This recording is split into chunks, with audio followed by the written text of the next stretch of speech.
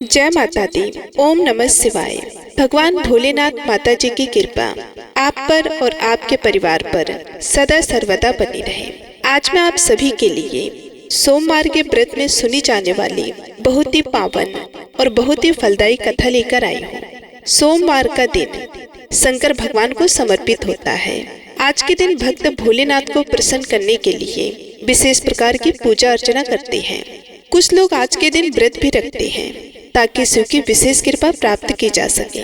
बाबा भोलेनाथ के आशीर्वाद के लिए आप भी सोमवार का व्रत कर रहे हैं तो शिव व्रत कथा को पढ़ना या सुनना जरूर चाहिए। भगवान भोलेनाथ के व्रत कथा को पढ़कर या सुनकर ही आप उपवास को पूरा कर सकते हैं।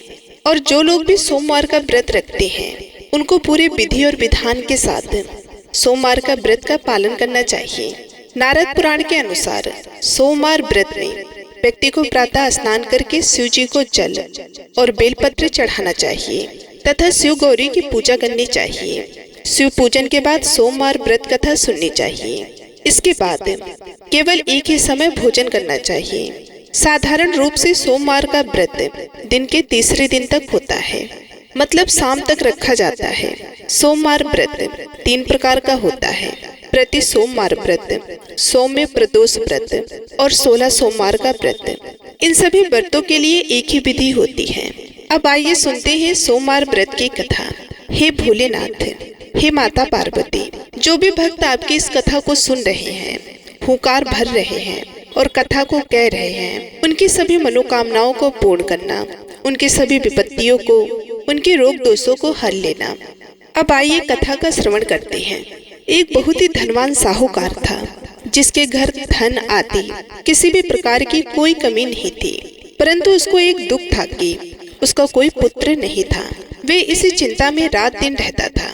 वह पुत्र की कामना के लिए प्रति सोमवार को शिव जी का व्रत और पूजन किया करता था तथा सायकाल को शिव मंदिर में जाकर शिव जी के श्री विग्रह के सामने दीपक जलाया करता था। उसके इस भक्ति भाव को देखकर एक समय श्री पार्वती जी ने शिव जी महाराज से कहा कि महाराज, ये साहूकार आपका अनन्य भक्त है और सदैव आपका व्रत एवं पूजन बड़ी श्रद्धा से करता है। इसकी मनोकामना पूर्ण करनी चाहिए। माता पार्वती की बात सुनकर शिव जी ने कहा कि हे पार्वती, यह संसार कर्म क्षेत्र है। जैसे किसान खेत में जैसा बीज बोता है वैसा ही फल काटता है, उसी तरह इस संसार में जो जैसा कर्म करता है वैसा ही वो फल भोगता है। पार्वती जी ने अत्यंत आग्रह से कहा, महाराज, जब यह आपका अनन्य भक्त है और इसको अगर किसी प्रकार का दुख है तो उसको अवश्य दूर करना चाहिए, क्योंकि आप सदैव अपने भक्तों पर दयालु होते हैं और उनके दुखों को दूर करते हैं। यदि आप ऐसा नहीं करेंगे तो मनुष्य आपकी सेवा तथा व्रत क्यों करेंगे।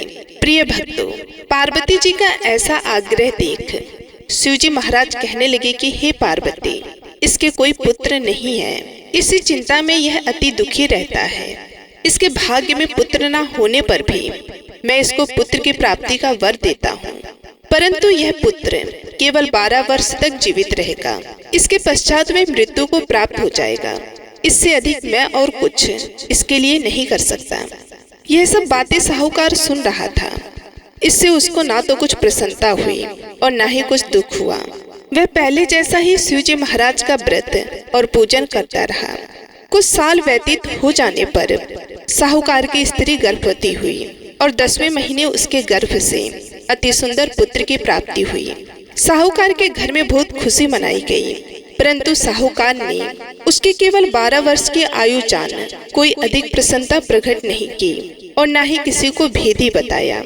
जब वह बालक 11 वर्ष का हो गया तो उस बालक की माता ने उसके पिता से विवाह आदि के लिए कहा, तो वे साहूकार कहने लगा कि अभी मैं इसका विवाह नहीं करूंगा, अपने पुत्र को काशी जी पढ़ने के लिए भेजूंगा।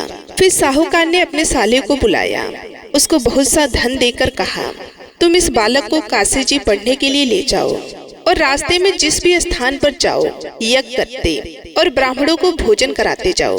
प्रिय भक्तों, अब दोनों मामा भांजे यज्ञ करते और ब्राह्मणों को भोजन कराते जा रहे थे। रास्ते में उनको एक शहर पड़ा। उस शहर में राजा की कन्या का विवाह था और दूसरे राजा का लड़का जो विवाह करने के लिए बारात लेकर आया था वे एक आंख से काना था। उसके पिता को इस बात की बड़ी चिंता थी कि कहीं वर को देख कन्या के माता पिता विवाह में किसी भी प्रकार की अड़चन पैदा ना करते। इस कारण जब उसने अति सुंदर सेठ के लड़के को देखा तो मन में विचार किया कि क्यों न दरवाजे के समय इस लड़के से वर का काम चलाया जाए। ऐसा विचार कर वर के पिता ने उस लड़के के मामा से बात की तो वो राजी हो गए। उस लड़के को वर के कपड़े पहनाकर तथा घोड़ी पर चढ़ाकर दरवाजे पर ले गए और सभी कार्य प्रसन्नता से पूर्ण हो गए। वर के पिता ने सोचा कि यदि विवाह कार्य भी इसी लड़के से करा लिया जाए तो इसमें क्या ही बुराई है। ऐसा विचार करके लड़के और उसके मामा से कहा, यदि आप फेरो और कन्यादान के काम को भी करा दे तो आपकी बहुत बड़ी कृपा होगी।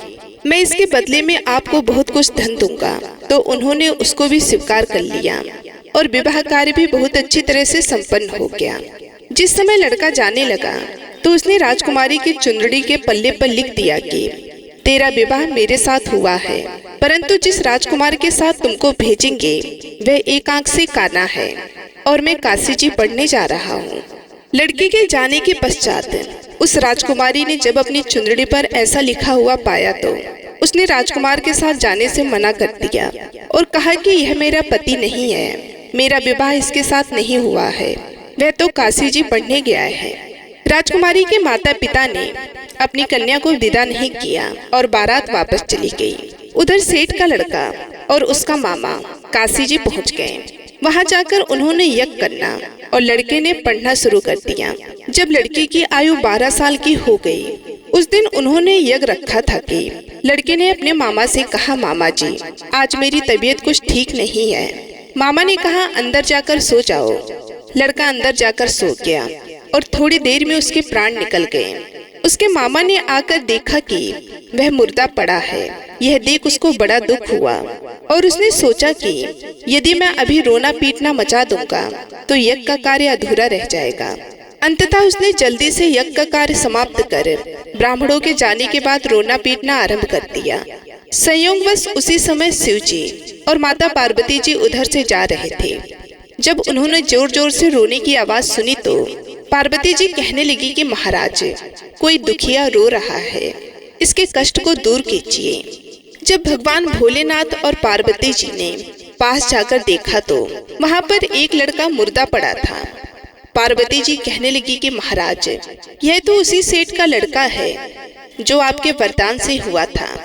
शिव जी कहने लगी कि हे पार्वती इसकी आयु इतनी ही थी सो भोग चुका।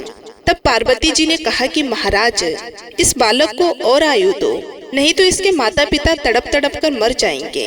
पार्वती जी के बार बार आग्रह करने पर शिव जी ने उसको जीवन वरदान दिया और शिव जी महाराज की कृपा से लड़का जीवित हो गया। शिव पार्वती कैलाश पर्वत पर चले गए। तब वह लड़का और मामा उसी प्रकार यज्ञ करते तथा ब्राह्मणों को भोजन कराते अपने घर की ओर चल पड़े। रास्ते में उसी शहर आए जहाँ उसका विवाह हुआ था। वहाँ पर आकर उन्होंने यज्ञ प्रारंभ कर दिया तो उस लड़के के ससुर ने उसको पहचान लिया और अपने महल में ले जाकर उसकी बड़ी खातिर की। साथ ही बहुत दास दासियों सहित आदर पूर्वक लड़की और जमाई को विदा किया। जब वह अपने शहर के निकट आए तो मामा ने कहा कि मैं पहले तुम्हारे घर जाकर खबर कर कर आता हूँ। जब उस लड़के का मामा घर पहुँचा तो लड़के के माता पिता घर की छत पर बैठे थे और यह प्रण कर रखा था कि यदि हमारा पुत्र सकुशल लौट आया तो हम राजी खुशी से नीचे आ जाएंगे, नहीं तो छत से गिरकर अपने प्राण खो देंगे।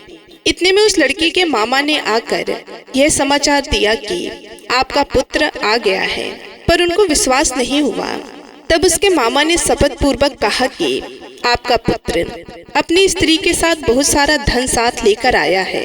तो सेठ जी ने आनंद पूर्वक उसका स्वागत किया और बड़ी खुशी के साथ रहने लगे। इस प्रकार से जो कोई भी सोमवार के व्रत को धारण करता है अथवा इस कथा को पढ़ता या सुनता है उसकी समस्त मनोकामनाएं पूर्ण होती हैं। तो एक बार प्रेम से बोलिए भगवान भोलेनाथ की जय, माता पार्वती की जय। अब आइए सुनते हैं सौम्य प्रदोष व्रत की कथा। पूर्व काल में एक ब्राह्मणी अपने पति की मृत्यु के पश्चात निराश्रित होकर भिक्षा मांगने लग गई। वे प्रातः होते ही अपने पुत्र को साथ लेकर बाहर निकल जाती और संध्या होने पर घर वापस लौटती। एक समय उसको विंध्यर्व देश का राजकुमार मिला, जिसके पिता को शत्रुओं ने मारकर राज्य से बाहर निकाल दिया था। इस कारण वह मारा मारा फिरता था। ब्राह्मणी उसे अपने घर ले गई और उसका पालन पोषण करने लगी। एक दिन उन दोनों बालकों ने वन में खेलते खेलते गंधर्व कन्याओं को देखा। ब्राह्मण का बालक तो अपने घर आ गया, परंतु राजकुमार साथ नहीं आया, क्योंकि वह अंशुमति नाम की गंधर्व कन्या से बातें करने लगा था। दूसरे दिन वह फिर अपने घर से आया। वहां पर अंशुमति अपने माता पिता के साथ बैठी थी। उधर ब्राह्मणी ऋषियों की आज्ञा से प्रदोष का व्रत करती थी। कुछ दिन पश्चात अंशुमति के माता पिता ने राजकुमार से कहा कि तुम विंध्यर्व देश के राजकुमार धर्मगुप्त हो। हम श्री शंकर जी की आज्ञा से अपनी पुत्री अंशुमति का विवाह तुम्हारे साथ कर देते हैं। राजकुमार का विवाह अंशुमति के साथ हो गया। बाद में राजकुमार ने गंधर्वराज की सेना की सहायता से विंध्यर्व देश पर अधिकार कर लिया और ब्राह्मण के पुत्र को अपना मंत्री बना लिया। यथार्थ में यह सब उस ब्राह्मणी के प्रदोष व्रत करने का फल था। बस उसी समय से यह व्रत संसार में प्रतिष्ठित हुआ। तो एक बार प्रेम से बोलिए, भगवान भोलेनाथ की जय, माता पार्वती की जय। अब सुनिए भगवान शंकर की दूसरी कथा। बहुत समय पहले वास्कल नामक गांव में बिंदु नामक एक ब्राह्मण रहता था। वह अधर्मी, दुरात्मा और महापापी था। उसकी स्त्री बहुत सुंदर थी। उसका नाम चंचला था। वह सदा उत्तम धर्म का पालन करती थी, परंतु बिंदु वैश्यागामी था। इस तरह कुकर्म करते हुए बहुत समय व्यतीत हो गया। उसकी स्त्री काम से पीड़ित होने पर भी सदा धर्मनाश के भय से कलेश सहकर भी काफी समय तक धर्म भ्रष्ट नहीं हुई, परंतु आगे चलकर वह भी अपने दुराचारी पति के आचरण से प्रभावित होकर दुराचारी और अपने धर्म से विमुख हो गई। इस तरह दुराचार में डूबे हुए उन पति पत्नी का बहुत सा समय व्यर्थ बीत गया। वैश्यागामी दूषित बुद्धि वाला वह दुष्ट ब्राह्मण बिंदुकुरु में चला गया।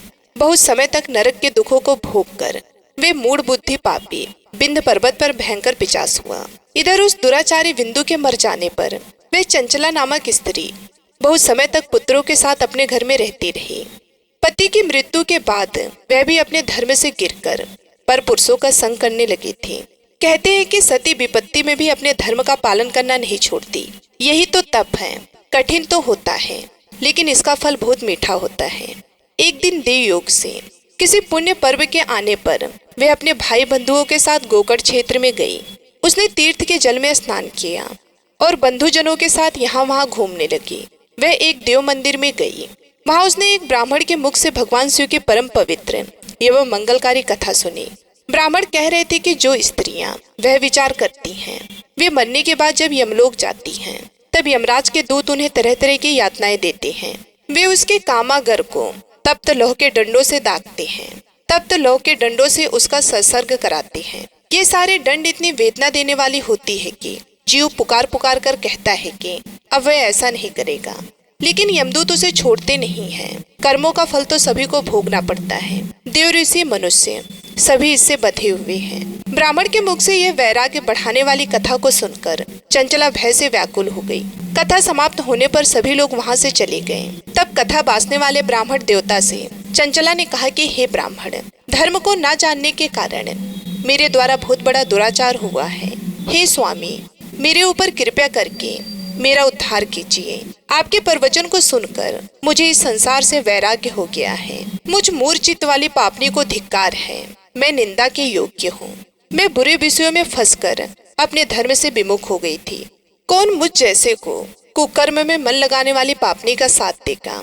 जब यमदूत मेरे गले में फंदा डालकर मुझे बांध कर ले जाएंगे और नरक में मेरे शरीर के टुकड़े करेंगे, तब मैं कैसे उन महायातनाओं को सहन कर पाऊंगी? मैं सब प्रकार से नष्ट हो गई हूँ, क्योंकि अभी तक मैं हर तरह से पाप में डूबी रही हूँ। हे ब्राह्मण, आप मेरे गुरु हैं, आप ही मेरे माता पिता हैं। मैं आपके शरण में आई हूँ। मुझ अबला का अब आप ही उद्धार कीजिए। इस प्रकार विलाप करती हुई चंचला ब्राह्मण देवता के चरणों में गिर पड़ी।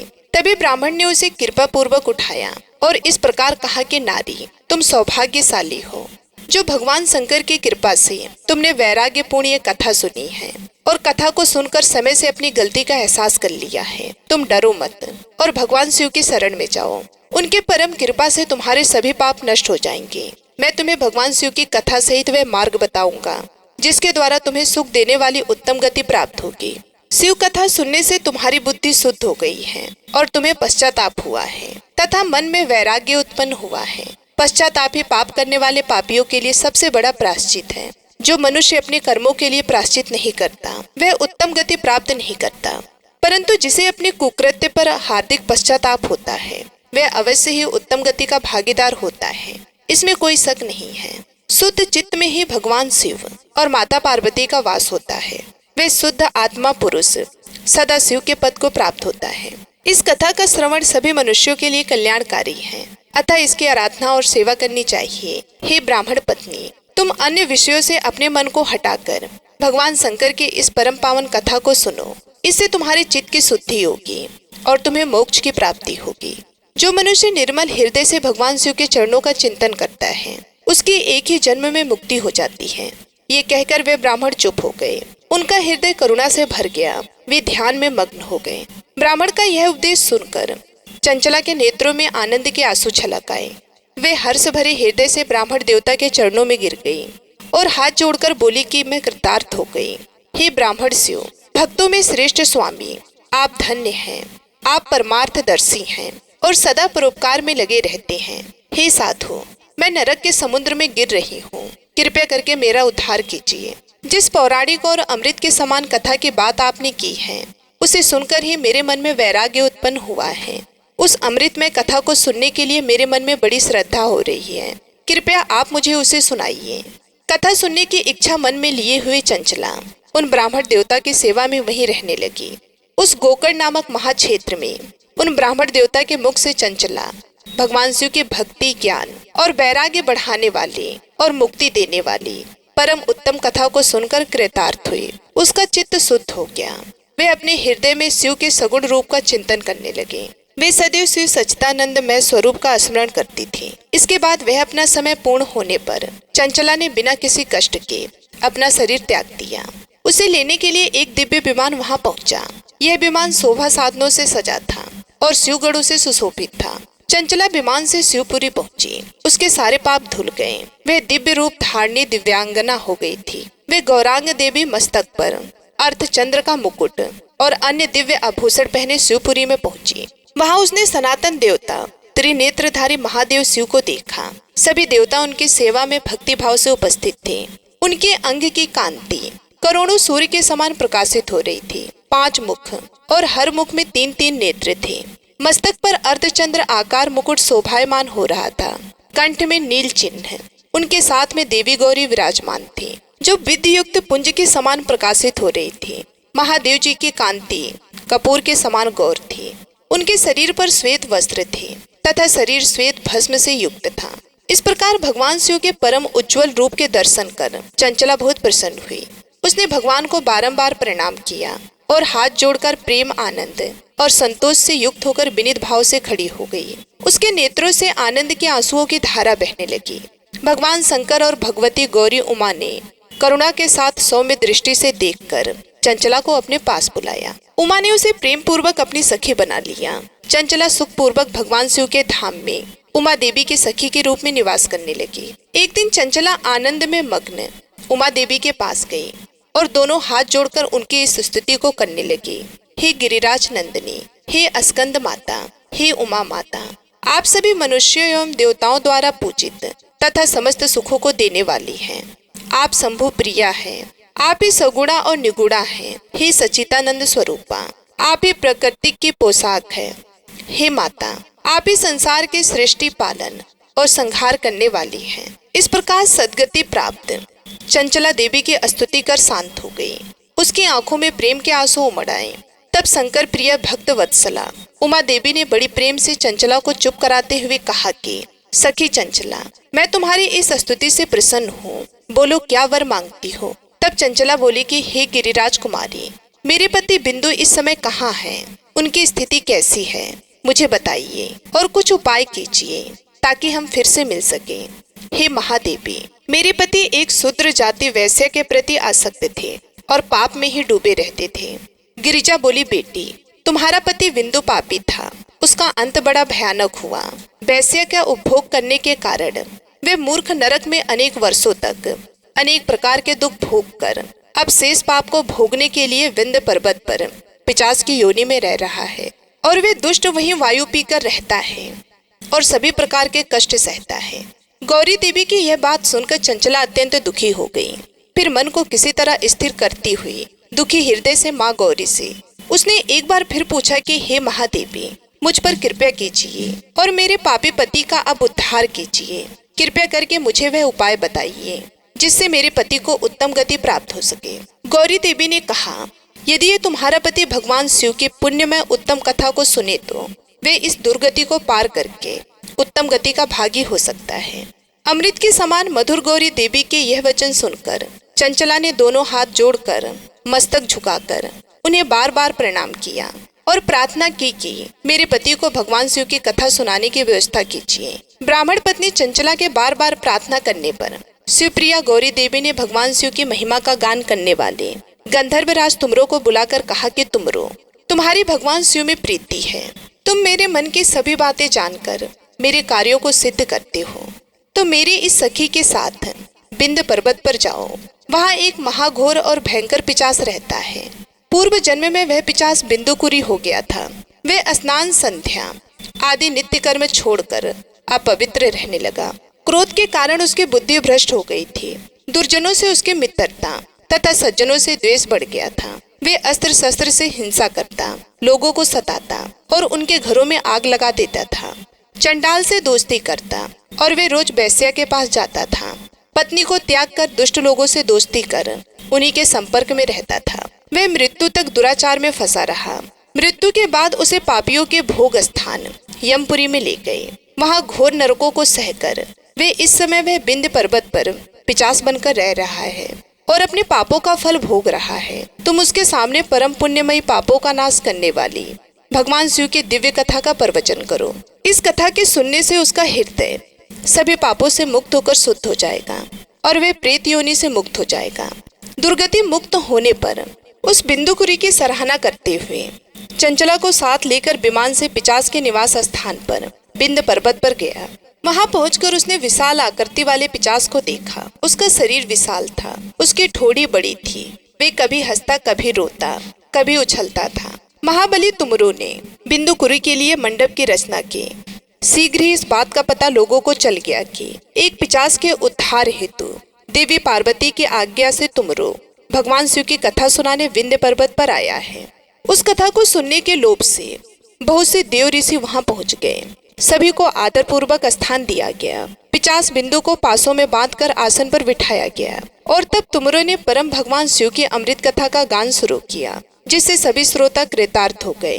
परम पुण्यमय कथा को सुनकर पिशाच सभी पापों से मुक्त हो गया और उसने पिशाच शरीर का त्याग कर दिया। शीघ्र ही उसका रूप दिव्य हो गया। उसका शरीर गौण वर्ण का हो गया। शरीर पर श्वेत वस्त्र एवं पुष्पों के आभूषण आ गए।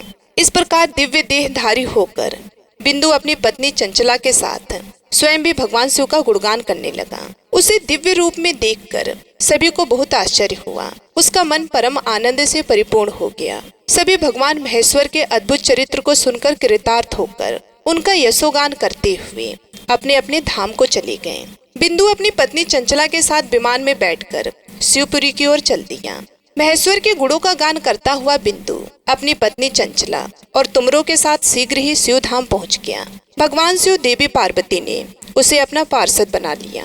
दोनों पति पत्नी सुखपूर्वक भगवान महेश्वर एवं देवी गौरी के श्री चरणों में अविचल निवास पाकर धन्य हो गए। बोलिए उमा महेश्वर भगवान की जय। अब आप सुनिए सोमवार की दूसरी कथा। एक बार की बात है, माता पार्वती शिव जी को पति के रूप में प्राप्त करने के लिए घोर तप कर रही थी। उनके तप को देखकर देवताओं ने शिव जी से देवी की मनोकामनाओं को पूर्ण करने की प्रार्थना की। शिव जी ने पार्वती जी की परीक्षा लेने के लिए सप्त ऋषियों को भेजा।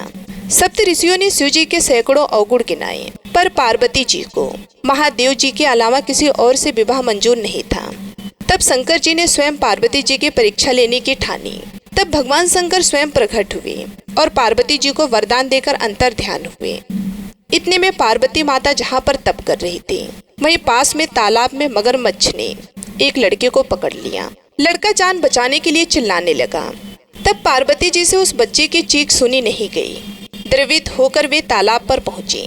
वहां देखा कि मगरमच्छ लड़के को तालाब के अंदर खींच करके ले जा रहा था। लड़के ने देवी को देखकर कहा कि मेरी माता और पिता और भाई बंधु कोई नहीं है, आप मेरी रक्षा करें। तो पार्वती जी ने कहा कि मगरमच्छ, इस लड़के को छोड़ दो।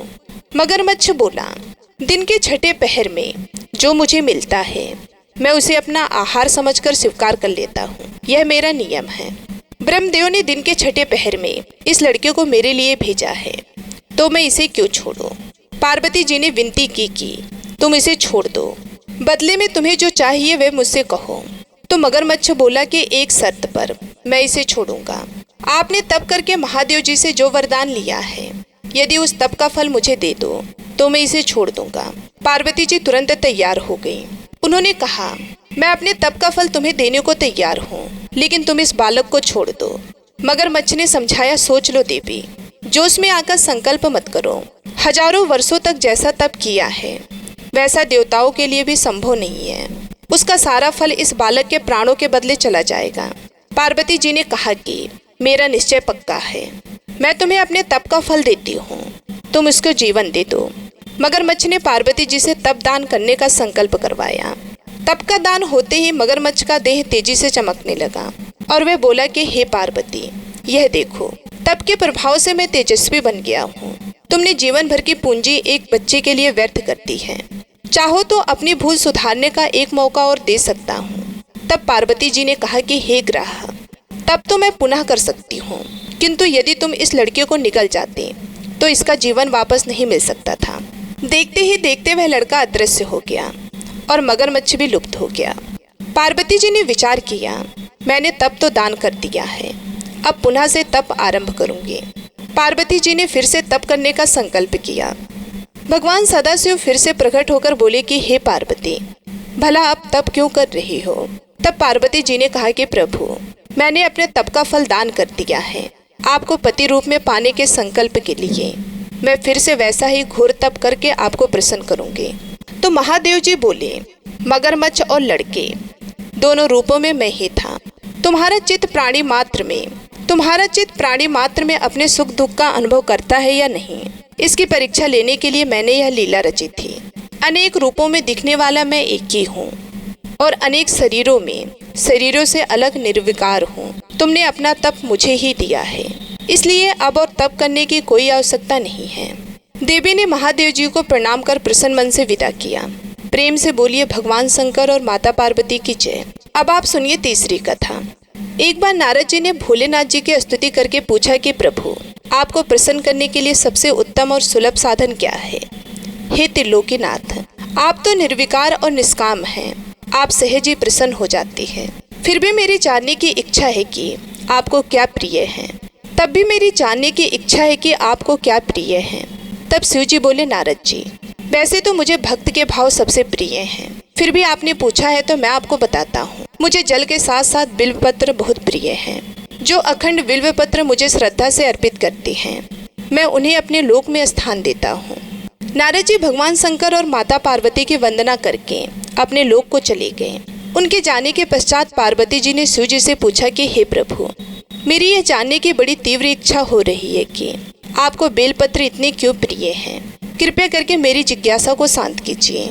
तब शिव जी बोले कि हे शिवे, बिल्व के पत्ते मेरी जटा के समान हैं। उसका त्रिपत्र यानी 3 पत्ते ऋग्वेद, यजुर्वेद और सामवेद हैं। शाखाएं समस्त शास्त्रों का स्वरूप है। बिल्व वृक्ष को आप पृथ्वी का कल्प वृक्ष समझें, जो ब्रह्मा, विष्णु और शिव स्वरूप हैं। हे पार्वती, स्वयं महालक्ष्मी जी ने शैल पर्वत पर बिल्व वृक्ष के रूप में जन्म लिया था। इस कारण भी बेल का वृक्ष मेरे लिए अति प्रिय है। महालक्ष्मी जी ने बिल्व का रूप धरा। यह सुनकर पार्वती जी कौतूहल में पड़ गईं और पार्वती जी कौतूहल से उपजी जिज्ञासा को रोक नहीं पाई। उन्होंने पूछा, देवी लक्ष्मी ने आखिर बिल्व वृक्ष का रूप क्यों लिया? आप ये कथा विस्तार से कहें। तब भोलेनाथ ने देवी पार्वती जी को कथा सुनाना आरंभ किया और कहा कि हे देवी, सतयुग में ज्योति रूप में मेरे अंश का रामेश्वर लिंग था। ब्रह्मा आदि देवों ने उसका विधिवत पूजन अर्चन किया था। इसका परिणाम ये हुआ कि मेरे अनुग्रह से वाणी देवी सबको प्रिय हो गई। वे भगवान विष्णु को अत्यंत प्रिय हो गई। मेरे प्रभाव से भगवान केशव के मन में वाग देवी के लिए जितनी प्रीति उत्पन्न हुई वह स्वयं लक्ष्मी जी को नहीं भाई। लक्ष्मी देवी का श्री हरि के प्रति मन में कुछ दुराव पैदा हो गया। वे चिंतित और रुष्ट होकर चुपचाप परम उत्तम श्री शैल पर्वत पर चली गईं। वहां उन्होंने तप करने का निश्चय किया और उत्तम स्थान का चयन करने लगे। महालक्ष्मी ने उत्तम स्थान का निश्चय कर मेरे लिंग विग्रह की उग्र तपस्या प्रारंभ की। उनकी तपस्या कठोरतम होती जा रही थी। हे परमेश्वरी, कुछ समय के बाद महालक्ष्मी जी ने मेरे लिंग विग्रह से थोड़ी ही देर में एक वृक्ष का रूप धारण कर लिया। अपने पत्तों और पुष्प द्वारा निरंतर मेरा पूजन करने लगे। इस तरह महालक्ष्मी जी ने लाखों वर्षों तक घोर आराधना की। अंततः उन्हें मेरा अनुग्रह प्राप्त हुआ। मैं वहां प्रकट हुआ और देवी से इस घोर तप की आकांक्षा पूछकर वर देने को तैयार हुआ। महालक्ष्मी जी ने मांगा कि श्री हरि के हृदय में मेरे भाव से वाग देवी के लिए जो स्नेह हुआ है वह समाप्त हो जाए। तब शिव जी बोले, मैंने महालक्ष्मी जी को समझाया, श्री हरि के हृदय में आपके अतिरिक्त किसी और के लिए कोई प्रेम नहीं है। वाग देवी के प्रति उनका प्रेम नहीं अपितु श्रद्धा है। यह सुनकर लक्ष्मी जी प्रसन्न हो गई और पुनः श्री विष्णु के हृदय में स्थित होकर निरंतर उनके साथ विहार करने लगी। हे पार्वती, महालक्ष्मी के हृदय का एक बड़ा विकार इस प्रकार दूर हो गया। इस कारण हरिप्रिया उसी वृक्ष रूप में सर्वदा अतिशय भक्ति से भरकर यत्नपूर्वक मेरी पूजा करने लगी। हे पार्वती, इसी कारण विल्व का वृक्ष, उसके पत्ते, फल फूल आदि मुझे बहुत प्रिय हैं। मैं निर्जन स्थान में विल्व वृक्ष का आश्रय लेकर रहता हूँ। बेल वृक्ष को सदा सर्व तीर्थ में एवं सर्व देवम मानना चाहिए। बिल्व पत्र, बिल्व फूल, बिल्व वृक्ष अथवा बिल्व के चंदन से जो मेरा पूजन करता है वह भक्त मेरा अति प्रिय है। बिल्व वृक्ष को शिव के समान ही समझे। वह मेरा शरीर है। जो बिल्व पर चंदन से मेरा नाम अंकित करके मुझे अर्पण करता है, मैं उसे सभी पापों से मुक्त करके अपने लोक में स्थान देता हूँ। हे देवी, उस व्यक्ति को स्वयं लक्ष्मी जी भी नमस्कार करती हैं जो मेरा पूजन करते हैं। जो विल्व मूल में प्राण छोड़ता है उसको रुद्र देह प्राप्त होता है और ऐसे मनुष्यों पर सदैव ही माता लक्ष्मी की कृपा रहती है और साथ ही साथ भगवान नारायण की भी कृपा उन पर सदैव बनी रहती है। तो प्रेम से बोलिए भगवान शिव और माता पार्वती की जय। प्रिय भक्तगणों, उम्मीद करती हूँ ये कथा आपको बेहद ही पसंद आई होगी। यदि हमारी कथा आप सभी लोगों को अच्छी लगी तो वीडियो को लाइक करके चैनल को सब्सक्राइब करना बिल्कुल भी ना भूलिएगा।